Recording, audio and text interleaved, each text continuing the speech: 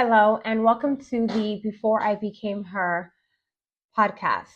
This episode is all about falling in love with the woman I was becoming.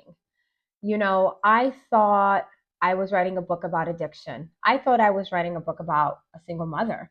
I thought I was writing a book about surviving. But somewhere between the pages, I told myself I was going to complete this. um, And I found myself. I fell in love with the woman I had spent years trying to hide. And that's when I realized before I became her, I had to meet her. So, welcome to the Becoming Her podcast, where real stories lead to real healing and real transformation. I'm your host, Tika.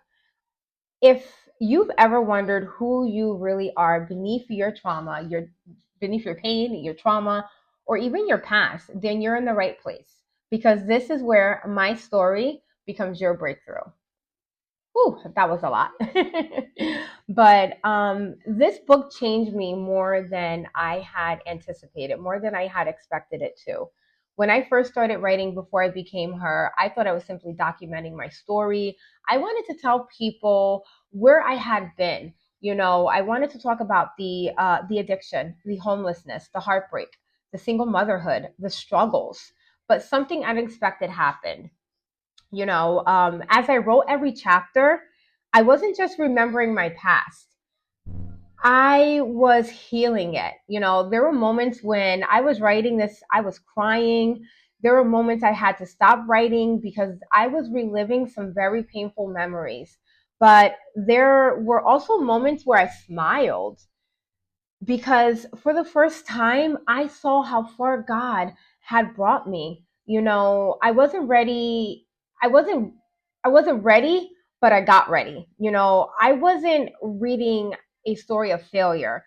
I was reading a story of resilience.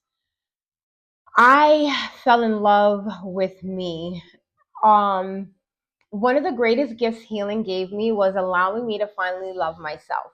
Not because I became this perfect person or this perfect version of who I thought I was supposed to be. Um, it was more so because I finally understood my value wasn't determined by my mistakes, not because everything in life became easy. It definitely was not easy. But for years, I only saw the broken version of Tika, the addict, the woman who struggled, the woman who made mistakes. But healing helped me meet the woman underneath all of that. You know, she was compassionate, strong, determined, loving, purposeful. I had always been there. She had always been there. She had just been buried beneath years of pain. Writing this book helped uncover her. Healing doesn't change, it doesn't change who you are. It actually reveals who you've always been. I want to say that again. Listen, healing doesn't create a new person.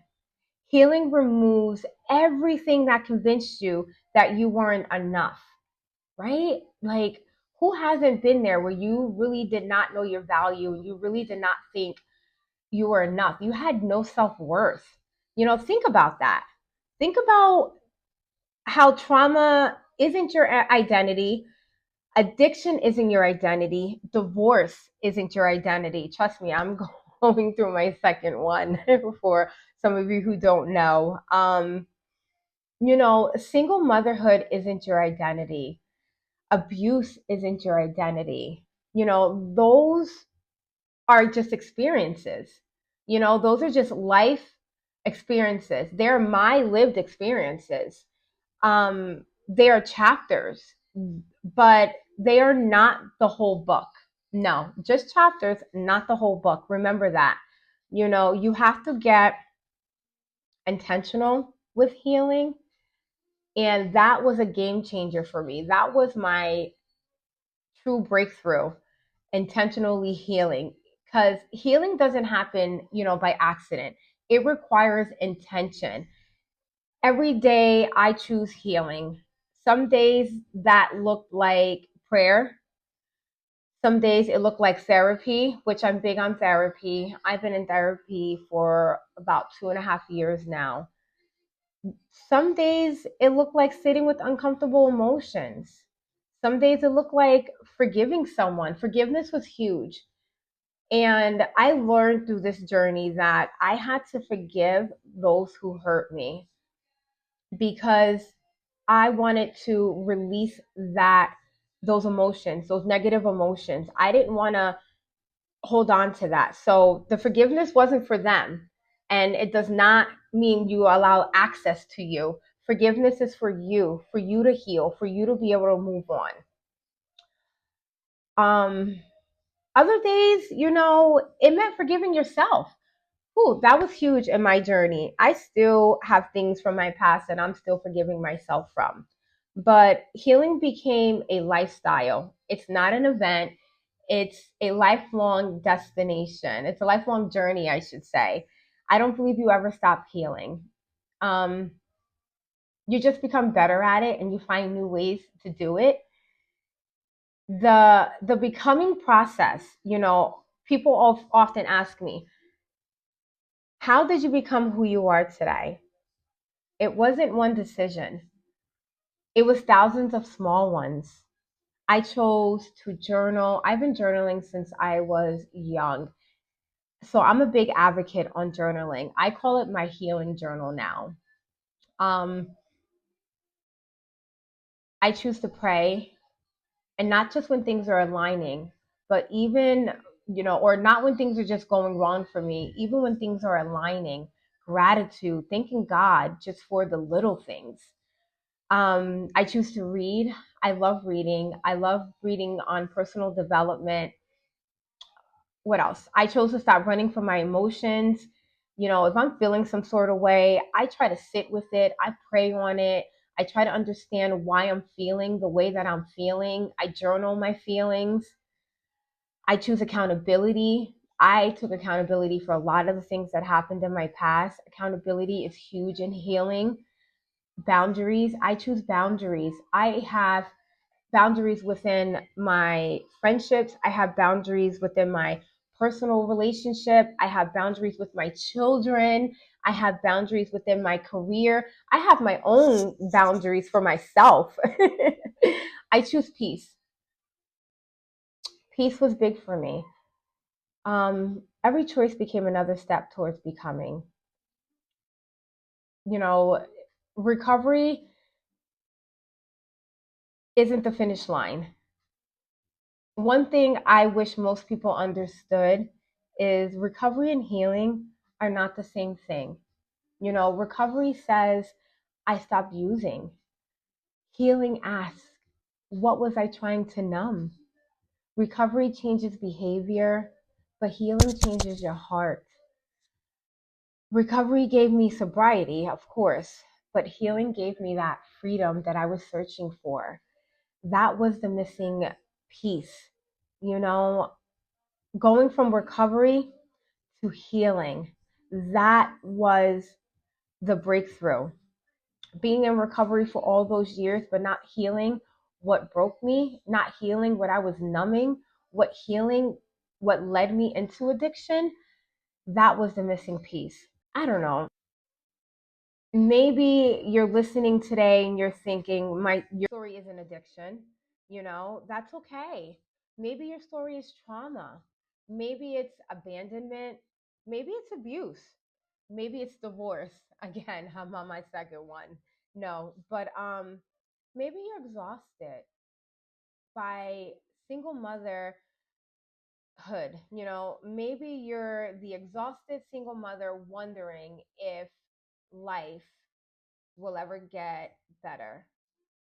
And I'm here to tell you it does. It does get better. Because let me tell you, they grow up. No, it does get better though. Maybe you're the woman lying awake every night trying to decide whether to leave a toxic relationship, whether to choose you. I've been there. I know what it's like to choose everyone else before yourself. I know what it's like to believe your worth depends on how much you're willing to sacrifice. But I also know this: it's okay to choose you. Choosing yourself isn't selfish, it's stewardship. Because when you heal, your children heal, your relationships heal, and the generations around you benefit from the work you're doing today. So let's have some practical becoming steps.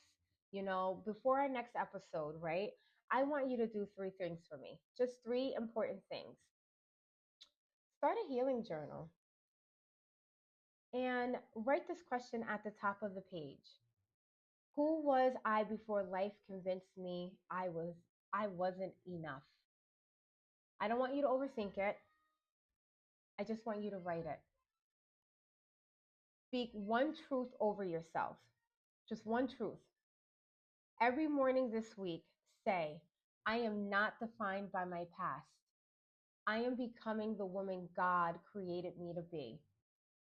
And third, the last one, choose one act of self love. Take one intentional action that communicates to yourself, I matter. Maybe it's resting, going for a walk, maybe reading, maybe prayer.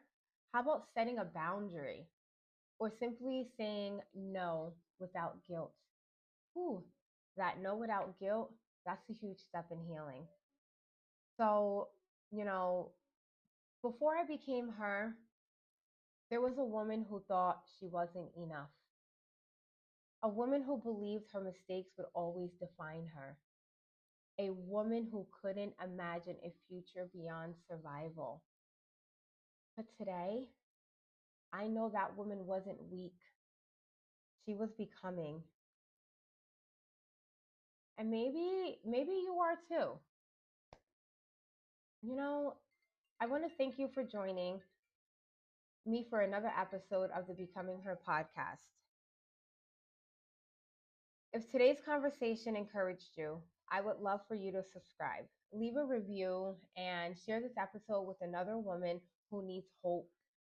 And if you're ready to begin your own journey, keep an eye out for my upcoming book, Before I Became Her, where I share the story behind the healing and the lessons that transformed my life.